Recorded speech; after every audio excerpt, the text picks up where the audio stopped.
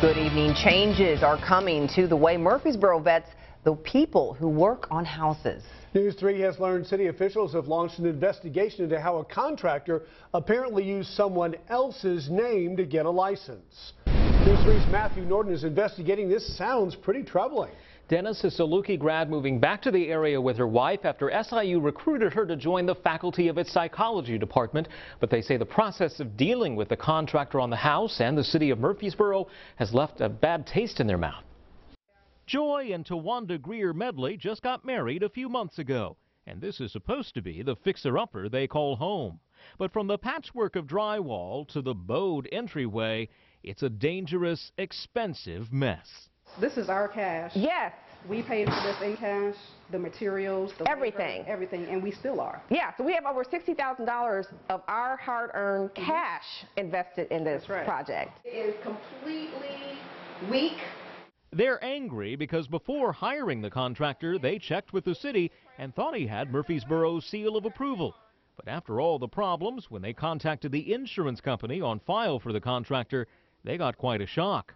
They call us back and say, well, how old was the person that you worked with? And we was like, well, he's in his 30s. You know, we have a picture of his driver's license.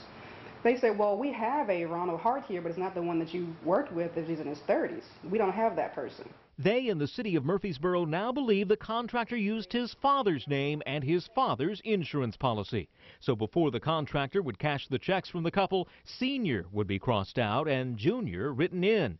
Yet even with the evidence they've presented to the city and police, they feel abandoned by Murphysboro leaders who, they say, have done little to help.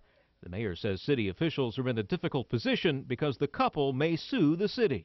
But we also probably need to provide a little bit more vetting just so that we as a city and people getting work done can feel confident. Going forward, we're going to do criminal background checks on anybody who applies to be a contractor inside the city of Murphysboro. As for the Greer Medleys, they estimate it'll cost another $30,000 to fix everything.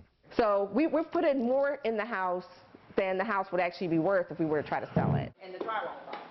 Though they vow it will get done. The couple met today with an attorney to go over their legal options. They're grateful, they say, to the locals who tipped them off about the problems at the house because they've been trying to manage this project long distance while getting things wrapped up down south before moving here. Matthew Norton, News 3.